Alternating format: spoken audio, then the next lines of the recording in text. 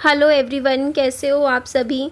तो कई लोग मुझे कल लाइव में पूछ रहे थे कि निधि आप ये वीडियोस क्यों शेयर कर रहे हो। तो देखिए, मैं आज से 7 महीने पहले विहान को लेकर विहान के दादा दादी से मिलवाने, मतलब जो मेरी ससुराल थी वहाँ गई थी। तो पहले तो ये देखो, ये चूड़ियाँ मुझे मेरी सास ने मेरे को दे दी थी कि ये पहन ले, क्योंकि मेरे हाथ दोनों खाली थे। तो देखिए, मैं इसलिए ये वीडियो शेयर कर रही हूँ आप लोगों से, क्योंकि ये मैं गई थी फरवरी में और अभी आ चुका है अक्टूबर। तो फरवरी से अक्टूबर के बीच में मेरे साथ बहुत सी मेरी नई ऑडियंस जुड़ी है। ज़्यादा तो नहीं कहती, बट 5-6 हज़ार लोग ऐसे हैं, ज़्यादा ही होंगे शायद, 7-8 हज़ार लगा लो, 7-8 हज़ार लोग मुझसे नए जुड़े हैं। जो जो और जब नए नए और नई ऑडियंस जुड़ती है ना आपके चैनल के साथ, तो वो आपकी पुरानी वीडियोस वॉच नहीं करती है, वो आपकी नई वीडियो देखती है जो आपकी अभी चल रही होती है एट प्रेजेंट।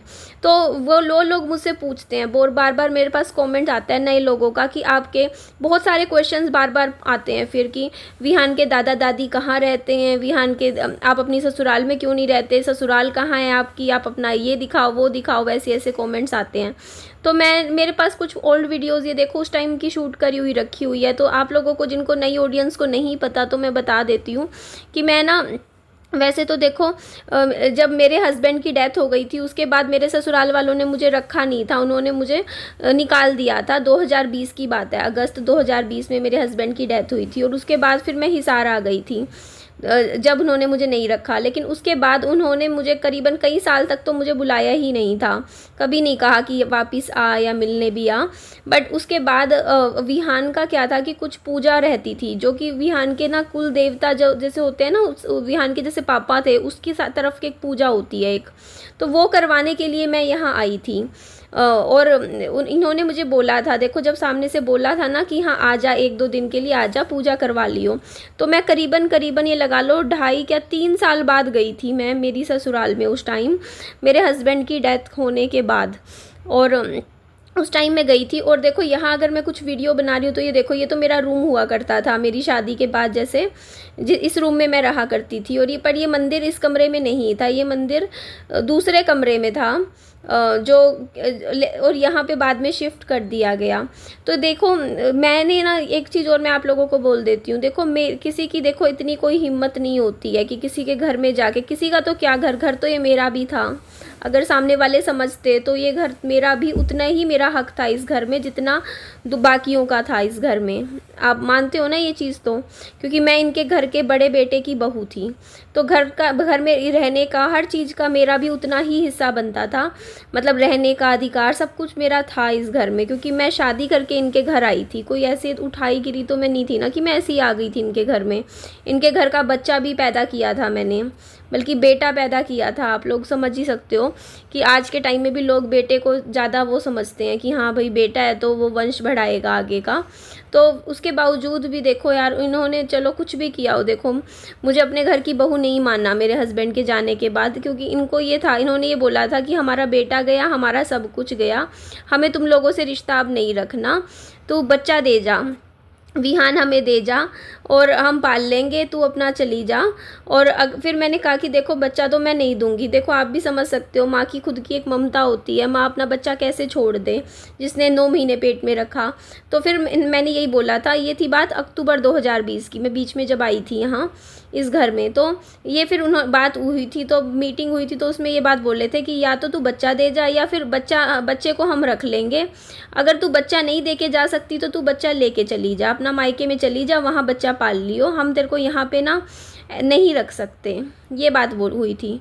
तो फिर मैं और क्या करती, फिर मैंने इनको बोला था, मैंने कहा कि काम करो, फिर आप लोग मुझे 6 महीने का टाइम दे दो, मैं 6 महीने बाद ना एक बार, क्योंकि अभी कोरोना फैल रखा है और मेरे मायके में झगड़ा हो रखा है इस टाइम, जब बातें ठीक हो जाएंगी, चीज़ें ठीक हो जाएंगी, फिर मैं चली जाऊँगी, 6-7 महीने मुझे रहने दो, तब तक मेरा बच्चा भी साल का हो जाएगा।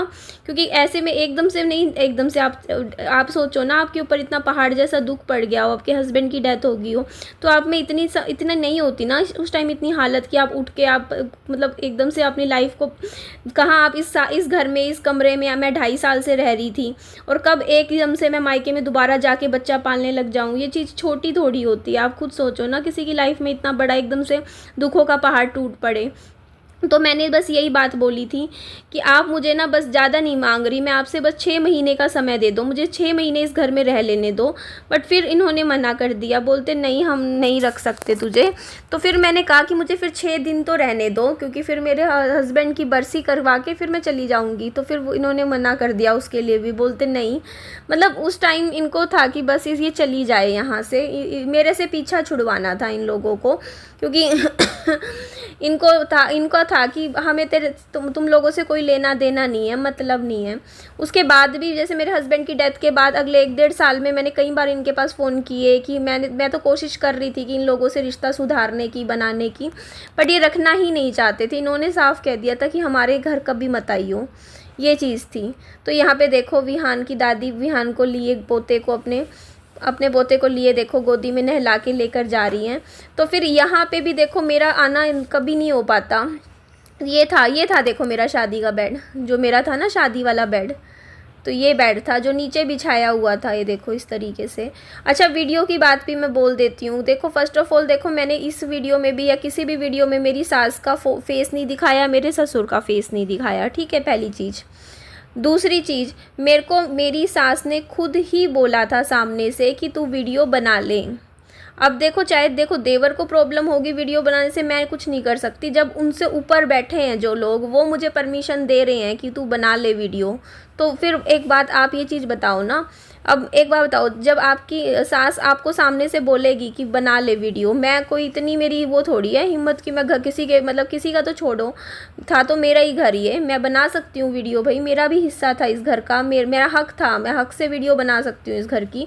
जो अगर क्योंकि देखो एक बात बताओ, जब मैं इनके घर के बड़े बेटे की बहू थी, चलो उन्होंने नहीं माना अलग बात है, तो फिर उस हक से मैं इस घर की वीडियो भी बना सकती थी, क्योंकि मेरा भी हक था इस घर पे, और मैं अगर मेरा ये काम है। और दूसरी चीज़, इन लोगों को तो समझना चाहिए था ना, अगर मैंने वीडियो बनाई भी थी तो मैं उन वीडियो से अगर मेरी को थोड़ी बहुत अर्निंग भी होती, तो वो वीडियो से मैं अपना बच्चा ही तो पाल रही थी। तुम लोग तो नहीं दे रहे ना मुझे पैसे कुछ भी, आप लोगों ने तो मुझे आज तक 10 रुपये नहीं दिए पिछले 4 साल में। अपने मेरे बच्चे का क्या खर्चा दिया? आप लोगों के घर में आती है कमाई, अच्छी खासी आती है, बट आप लोग जब कुछ कर ही नहीं रहे हो मेरे लिए फाइनेंशियली, बच्चे के लिए, तो मैं कैसे भी करके अपना बच्चा पाल रही हूँ। अगर मैं वीडियो बना रही हूँ, आप लोगों को भी पता है कि निधि का काम है वीडियो बनाने का, और निधि आएगी तो वीडियो तो वो बनाएगी, क्योंकि वो अपना काम तो नहीं छोड़ सकती। 2-3 दिन अगर मैं काम नहीं करूँगी, वीडियो नहीं बनाऊँगी, तो मेरा तो नुकसान होगा ना।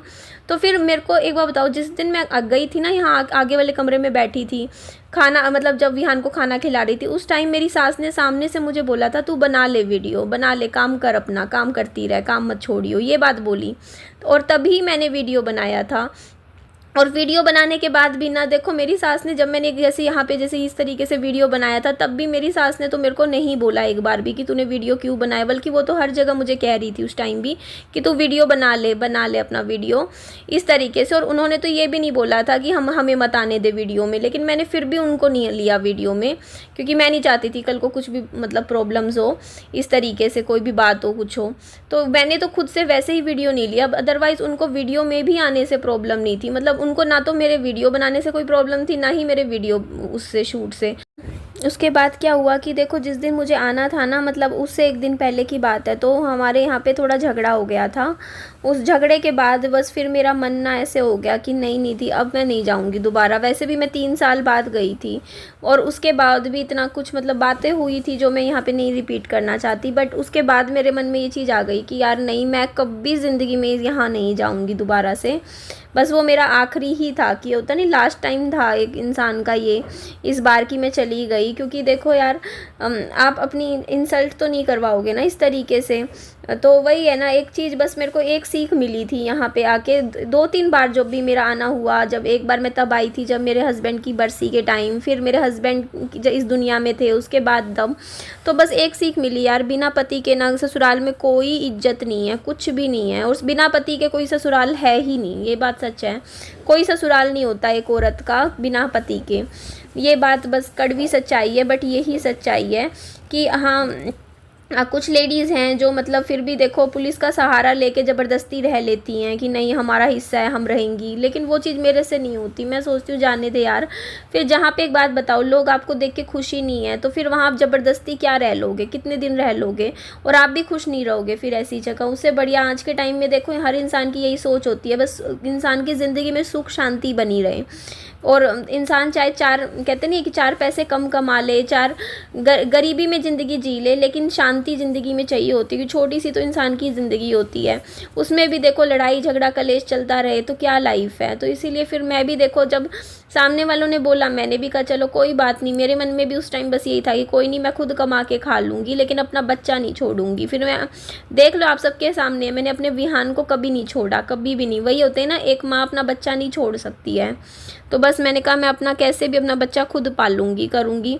बहुत सी चीज़ें देखो इंसान को ना, जब बिना पति के बच्चा पालना, देखो लोगों के लिए तो बोलना यहाँ आसान होता है कमेंट में, लेकिन जिसके ऊपर पड़ती है, जिसने वो चीज़ें झेली होती है, सिर्फ वही इंसान जानता है कि कितना मुश्किल होता है बिना फादर के बच्चा पालना, बिना किसी ससुराल के सपोर्ट के हर चीज़ अकेले करना, मैनेज करना।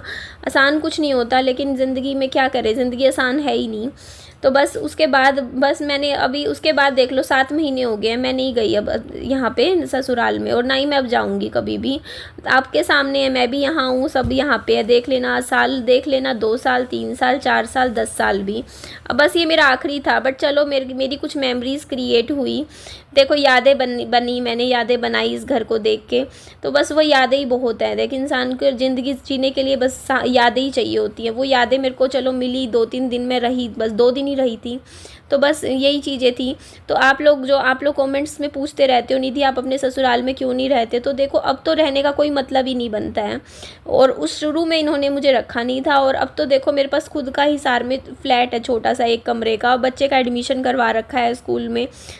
तो अब ज़िंदगी यहीं से ही हो गई है। होता है ना, इंसान जहाँ रहने लग जाता है फिर वहीं की आदत हो जाती है, तो और वहीं का मोह पड़ जाता है। तो मेरे को भी धीरे धीरे अब अपने इस हिसार वाले घर का, हिसार का मोह पड़ गया धीरे, क्योंकि 4 साल हो गए ना, 4 साल हो चुके हैं मेरे को दिल्ली छोड़े हुए।